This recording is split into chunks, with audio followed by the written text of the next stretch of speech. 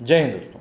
काफ़ी लंबे समय के बाद किसान आंदोलन एक बार फिर से चर्चा का विषय बन गया है। लेकिन इस बार किसान आंदोलन किसी नई मांग को लेकर चर्चा में नहीं आया है या फिर सरकार से किसी नेगोशिएशन को लेकर चर्चा में नहीं आया है, बल्कि इस बार उसके चर्चा में आने की वजह बेहद घटिया है, गिरी हुई है और मतलब इससे बुरी शायद कुछ हो भी नहीं सकती थी। एक लड़की जो कि बंगाल से आई थी सिर्फ इस किसान आंदोलन का एक हिस्सा बनने के लिए कि वो भी किसानों के हक की मांग करेगी, इन सब चीज़ों के लिए।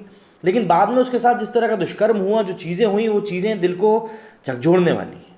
और उससे भी ज़्यादा बुरी बात यह है कि जो प्रतिनिधि किसान आंदोलन के बन के बैठे हुए हैं, उन सभी को इस चीज़ का संज्ञान 1 से 3 तारीख के बीच में लग गया था। उसके बाद भी उन लोगों ने पुलिस में कोई कंप्लेंट नहीं कराई, सिर्फ इस बात का हवाला देते हुए कि उस बात की कंप्लेंट करने का पहला हक जो है वो लड़की के माता पिता का है, उसके घर वालों का है।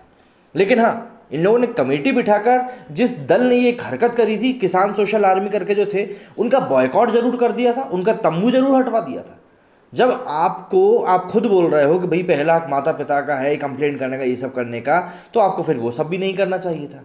और जब इतना ही था तो फिर आपको कम से कम इतना तो करना ही चाहिए था कि पुलिस को इत्तला तो कर देते, कंप्लेंट भले ही बाद में लिखवाते। बहुत बड़ी ऊंची ऊंची पहुंच है भैया आप लोगों की, तो चलिए वो भी ठीक है।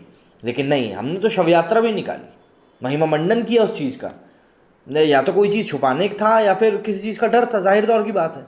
और जब योगेंद्र यादव सरी के बड़े लोगों का नाम इसमें सामने आया कि भाई इन लोगों को इस बारे में पहले से ज्ञान था, अब भले ही उनकी मंशा सही रही हो, बड़ी लड़की को बचाने की रही हो, लेकिन बात तो वही है ना कि ना कहीं गैर जिम्मेदाराना तरीके से इस पूरी चीज़ को हैंडल किया गया है। और ये चीज़ जिम्मेदार लोगों को माननी पड़ेगी, क्योंकि अगर वो नहीं मानते हैं तो ये किसान आंदोलन के लिए और भी ज़्यादा बुरी समस्या हो जाएगी इस समय पर। और सबसे बड़ी बात तो ये कि इस एक घटना ने लिबरल्स को एक बार फिर से नंगा करके खड़ा कर दिया है। जो लोग इस समय इजराइल के ऊपर तो खूब चिल्ला रहे हैं कि इजराइल ने ऐसा कर दिया, वैसा कर दिया, फ़लस्तीन के साथ खराब हो रहा है, ये नहीं देख रहे कि हमास ने पहले वहाँ पर रॉकेट दागे थे।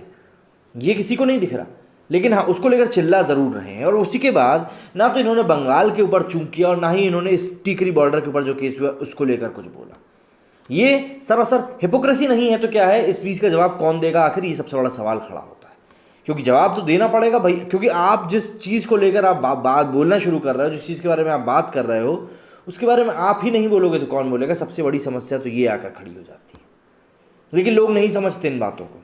लोगों को लगता है बस आई गई बात हो जाएगी, कल को सब भूल जाएंगे, नया सवेरा होगा, जैसे कई सारे केस हो चुके हैं। लेकिन ये वाली बात इसलिए ज़्यादा चुभती है क्योंकि ये किसान आंदोलन से जुड़ी हुई है, जहाँ पे कई वरिष्ठ लोग बैठे हुए हैं, कई वृद्ध लोग बैठे हुए हैं, ऐसे लोग बैठे हुए हैं जो अपने अपने क्षेत्र के बड़े बड़े किसान हैं, नाम जाना जाता है इन लोगों का। लेकिन उन सबके बीच में इस तरह की घटना का हो जाना, ये बहुत ही शर्मनाक बात है। अब इस चीज़ को लेकर क्या हुआ वो थोड़ा सा आपको विस्तार में मैं बताता हूँ। टिकरी बॉर्डर के किसान प्रदर्शन स्थल पर बंगाल की युवती के साथ हुए दुष्कर्म मामले में झज्जर पुलिस ने कल संयुक्त किसान मोर्चा के नेता योगेंद्र यादव से 2 घंटे तक पूछताछ की। पुलिस ने बताया कि उन्होंने योगेंद्र यादव के अलावा योगिता और कविता नाम की लड़कियों को नोटिस भेजा था। इनमें से योगिता पुलिस के सवालों के जवाब देने थाने पहुंची। डीएसपी भवन ने बताया है कि एसआईटी गठित पर आरोपित अनूप और अनिल की तलाश की जा रही है। बता दें कि बंगाल की 25 वर्षीय युवती की 30 अप्रैल को कोविड के कारण मृत्यु हो गई थी। लगभग 1 हफ्ते बाद यानी 8 मई को उसके पिता ने पुलिस में जाकर बताया कि उनकी बेटी प्रदर्शन स्थल पर यौन उत्पीड़न के साथ भी उनकी घटना हुई थी। इस मामले में पुलिस ने 6 लोगों के विरुद्ध विभिन्न धाराओं में मुकदमा दर्ज किया है। स्वराज मैगजीन के ऑनलाइन पोर्टल पर प्रकाशित स्वाति गोयल शर्मा की रिपोर्ट के अनुसार मृतक पीड़िता के पिता भी श्रमिक संघ से जुड़े हुए थे। वे हुगली में appreciation for protection of democratic right संस्था के सदस्य हैं।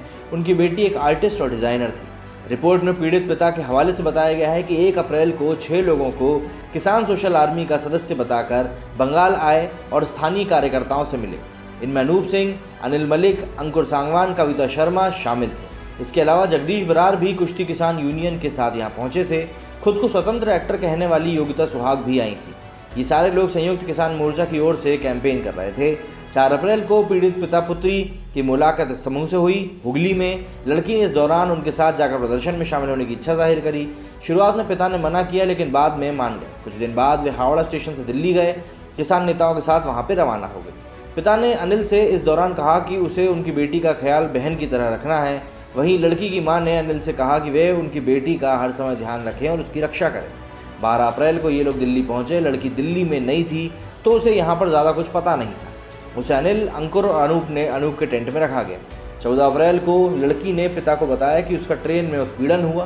ट्रेन में अनिल उसके नज़दीक आया, उसे जबरन चूमा, लेकिन उसने इसका विरोध करते हुए उनसे कहा कि वो दोबारा ये सब ना करे। पिता से बातचीत में लड़की ने घबराते हुए बताया कि अनिल और अनूप अच्छे लोग नहीं हैं। इसके बाद पिता ने उसे कहा कि वो महिलाओं के टेंट में जाकर रुके। 16 अप्रैल को उसने पिता को कहा कि सारी बातें जगदीश और योगिता को बता दी हैं और योगिता ने उसकी एक वीडियो भी बनाई है। इसी दिन पीड़िता ने पिता को ये भी जानकारी दी कि उसके यूरिन से खून आया है। पिता ने घबराकर उसे डॉक्टर के पास जाने के लिए कहा, साथ ही दूसरे टेंट में शिफ्ट होने के लिए भी कहा। 17 अप्रैल को लड़की के पिता ने योगिता से जब बात की तो उन्हें बताया गया कि चितवन और अमित सांगवान नाम के 2 वकील मामले को देख रहे हैं। किसी हिम्मत सिंह और जगदीश की मदद से ये मामला किसान सोशल आर्मी के नेताओं तक जाएगा। इस बात का आश्वासन भी योगिता ने लड़की के पिता को दिया। इसके बाद लड़की को पिलर नंबर 774 में बने टेंट में शिफ्ट किया गया, जहां अन्य महिलाएं थीं। कुछ दिन बाद लड़की ने बताया कि उसे माहवारी हुई है और अब वो रिलैक्स है। पिता के मुताबिक जब उन्होंने बेटी से पूछा कि इसमें खुश होने वाली क्या बात है तो उसने कहा, आप मर्द लोग नहीं समझोगे। इस बातचीत के बाद ही युवती के पिता समझ गए थे कि उनकी बेटी के साथ कुछ बुरा हुआ है। 21 अप्रैल को लड़की को बुखार आया और फिर लूज मोशन और उल्टियाँ होने लगीं। बाद में उसे टिकरी बॉर्डर पर बने मेडिकल कैंप में ले जाया गया, लेकिन हालात सुधरे नहीं। वे बुरी तरह से खांसती रही और धीरे धीरे सांस लेने में भी दिक्कत होने लगी। परेशान पिता ने बेटी की हालत जानकर कोलकाता में जय किसान आंदोलन से जुड़े डॉक्टर अवीक शाह से बात की, उनसे मेडिकल सहायता मांगी। 24 अप्रैल को योगेंद्र यादव तक मामला पहुंचा। उन्होंने पीड़िता से फ़ोन पर बात की, डॉक्टर वत्स को उसे मेडिकल सहायता देने के लिए कहा। 25 अप्रैल को जब अनिल और अनूप को इन सब की जानकारी हुई तो वे टीकरी से लड़की को ले जाने लगे। पिता को बताया गया कि वे उसे बंगाल ले आएँ। हालांकि पिता ने इस हाल में उसे टीकरी के फ़ौरन इलाज दिलवाने के लिए कहा, लेकिन वे लोग कार में बंगाल के लिए निकल गए थे। पीड़िता के पिता ने डॉक्टर वत्स से संपर्क किया, जिन्होंने बाद में योगेंद्र यादव से बात करी। जब यादव ने अनिल से बात की तो उसने बताया कि वे आगरा पार कर गए हैं, मगर जब लोकेशन मांगी गई तो वे लोग हरियाणा के फांसी का निकला था। यादव ने फ़ौरन उनसे लड़की को वापस लाने के लिए कहा, साथ ही चेतावनी दी कि अगर ऐसा नहीं हुआ तो वे पुलिस को बताएंगे। युवती के पिता के मुताबिक ये स्पष्ट रूप से लड़की के अपहरण करने का प्रयास था, लेकिन वह 25 अप्रैल को टीकरी ले आई गई। बाद में 26 अप्रैल को एक कमेटी उसे पीजीआई अस्पताल ले गई। वहाँ इलाज नहीं होने से उसे प्राइवेट अस्पताल में भर्ती कराया गया और वहाँ पर वो कोविड पॉजिटिव निकली। जैसे ही पिता को अपनी बेटी की बिगड़ती हालात का पता चला, वे 29 अप्रैल को दिल्ली पहुँचे। बेटी ने उन्हें सारी बातें बताते हुए कहा, हमारे साथ खराब काम हुआ है। रिपोर्ट में पिता के हवाले से कहा गया, मुझे समझ आने लगा था कि वो अपनी माहवारी आ जाने से इतनी खुश क्यों थी और क्यों उसे पेशाब के साथ खून निकला था। उसने मुझसे अनिल और अनूप को सज़ा दिलवाने को कहा, साथ ही ये भी कहा कि किसान आंदोलन को नुकसान ना हो। 30 अप्रैल को लड़की की मृत्यु के बाद पिता पर दबाव बनाया गया कि पुलिस के सामने यही कहा जाए कि मौत कोविड से हुई है। अगर ऐसा नहीं हुआ तो बेटी का शव नहीं ले जाया जाएगा। उन्होंने एक स्टेटमेंट में बता दिया कि मौत कैसे हुई। हालांकि दाह संस्कार के बाद उन्हें ये बात कचोटती रही और उन्होंने सबसे बात करके जाने की आखिर उनकी बेटी के साथ क्या हुआ। आखिर में 8 मई को जाकर इस संबंध में शिकायत हुई और किसान आंदोलन के बीच हुआ ये दुष्कर्म उजागर हो गया। लेकिन अब ये सभी बातें हमको बताती हैं कि किस तरीके से अब किसान आंदोलन भी करप्ट हो चुका है, घटिया हो चुका है और अंदर ही अंदर खोखला हो चुका है। लोगों के सपोर्ट के कारण बस यूँ समझ लीजिए कि इसके जो बड़े बड़े आंदोलनकारी जो इसमें जुड़े हुए हैं उनको लग रहा है कि बस हमें पब्लिक का सपोर्ट मिल जाए। वो ये भी नहीं देख रहे हैं कि आखिर किस तरह की पब्लिक है जो उनको सपोर्ट कर रही है, क्या वो सही है या वो गलत है। मेरे इस वीडियो में फिलहाल इतना ही। जय हिंद, जय भारत।